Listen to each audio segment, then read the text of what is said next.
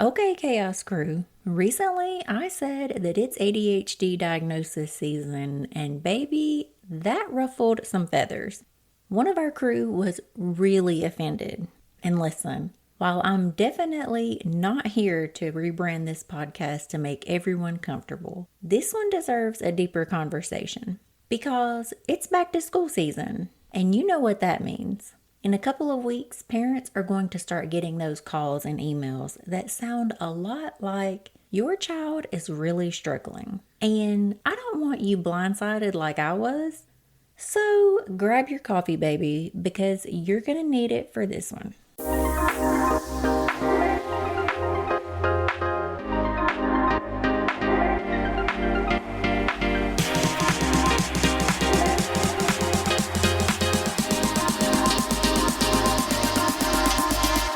Welcome back to Chaos and Caffeine, where ADHD parenting isn't Pinterest perfect. It's survival with coffee and maybe dry shampoo if we're lucky. I'm Danielle, your host, your fellow hot mess but trying oh so hard ADHD parent, and today I'm going to tell you exactly what I missed before my kiddo started school and why those teacher phone calls aren't just about academics. So let's start here. The phrase ADHD diagnosis season. Why would I even say that? Every fall, like clockwork, there's this cycle. Summer ends, our kiddos head back into structured classrooms, and suddenly, things that felt quirky but manageable at home are glaringly obvious in the classroom. Teachers see 25 kids at once. So they notice the kid who can't sit still. They notice the blurting, the zoning out, and the forgotten homework. And they call, they email. Pediatricians get booked solid and psychologists start their wait list. That, my friends, is what I meant by ADHD diagnosis season. It is unfortunately not a party. It's not me trivializing the struggle. It's just the reality that September through November is when a lot of families start on this here journey. And for some of you, especially if that journey was hard or traumatic, hearing that phrase stings. And you know what? That's valid.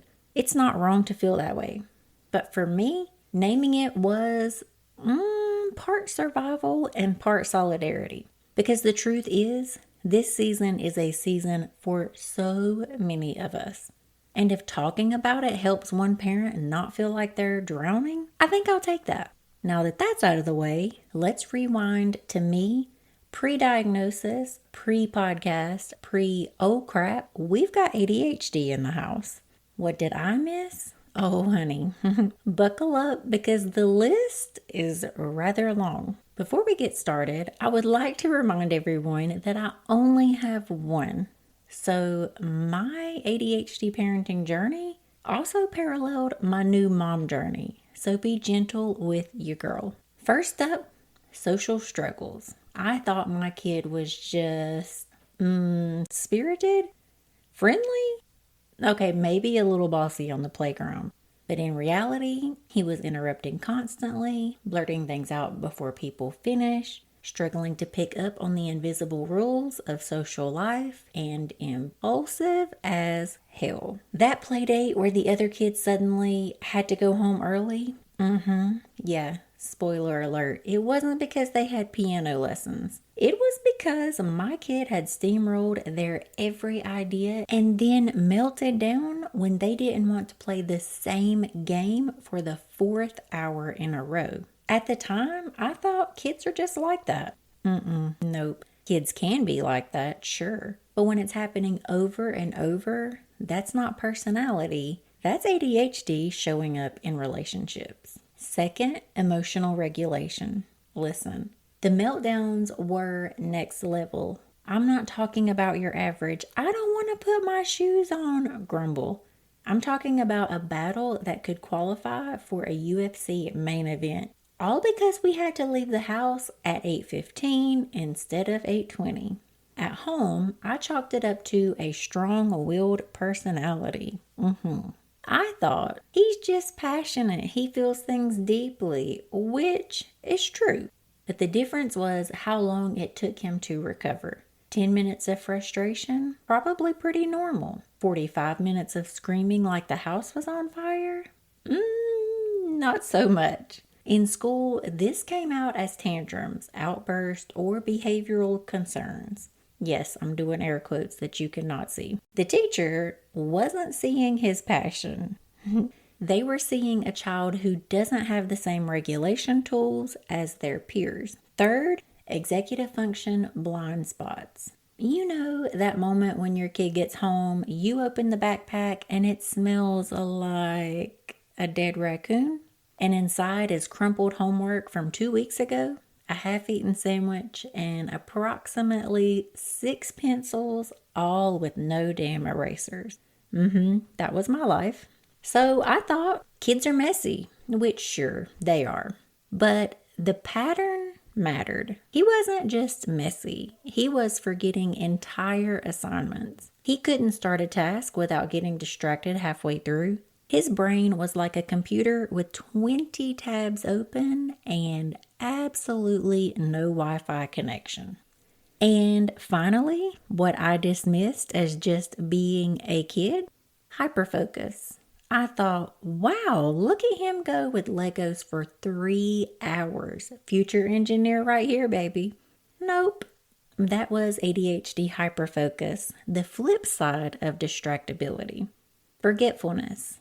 I thought he's just not paying attention. Nope, that was working memory struggling to survive.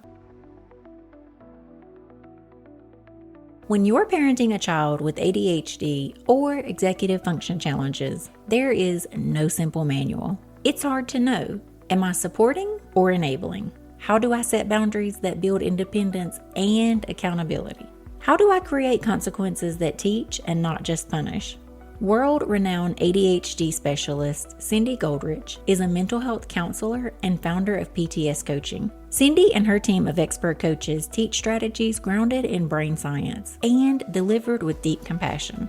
They help parents move from frustration and confusion to clarity and connection. Because ADHD isn't just about attention, it impacts motivation, emotional regulation, problem solving, and it affects the whole dang family. If you're ready to stop walking on eggshells and start building calm, connected relationships, reach out to ptscoaching.com or check them out in the show notes. If you've got a complex kid and want support that actually helps, this is a great place to start. Here's the kicker. When you're living it day to day, it just feels like your kid is a little extra spicy. You don't see the pattern because you're too close to it.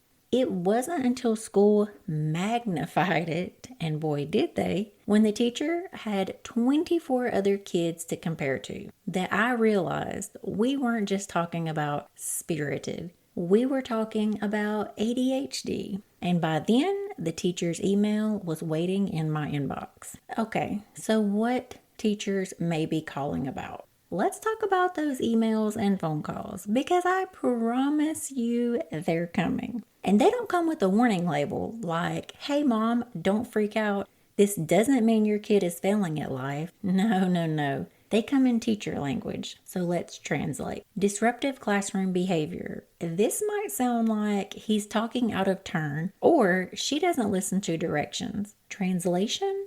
Your kid's brain is racing 10 steps ahead of their impulse control. They know the answer, so they blurt it out.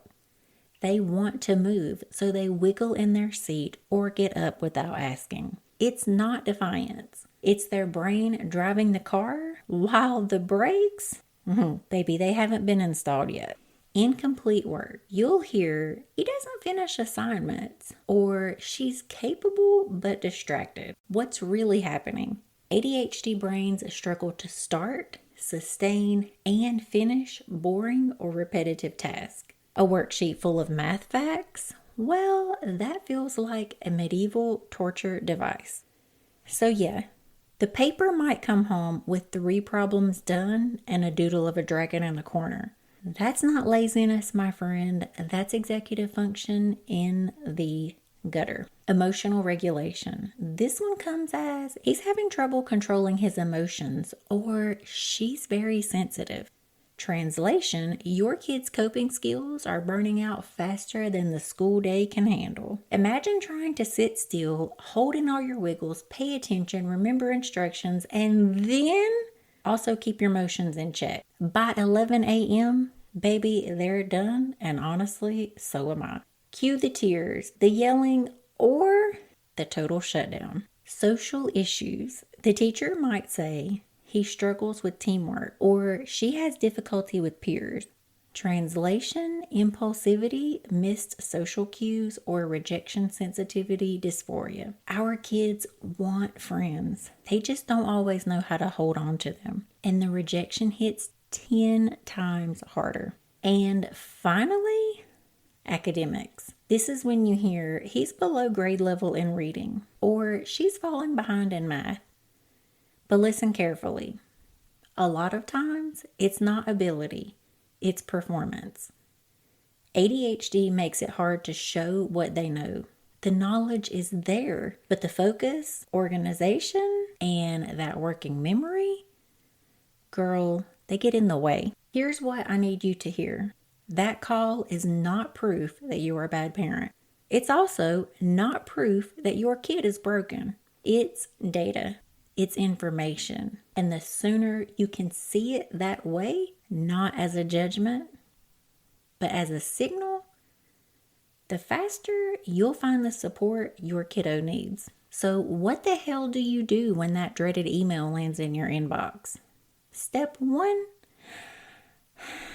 we're going to breathe. Put the coffee down.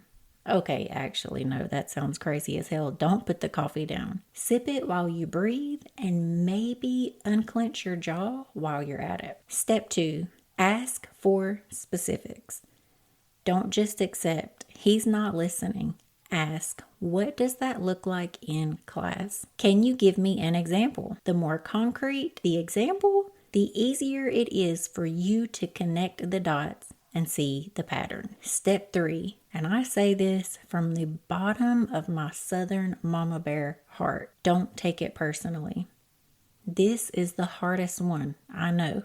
When the teacher says, he doesn't follow directions, it can feel like they're saying, you didn't teach him how to behave. Nope. This is not a parenting flaw.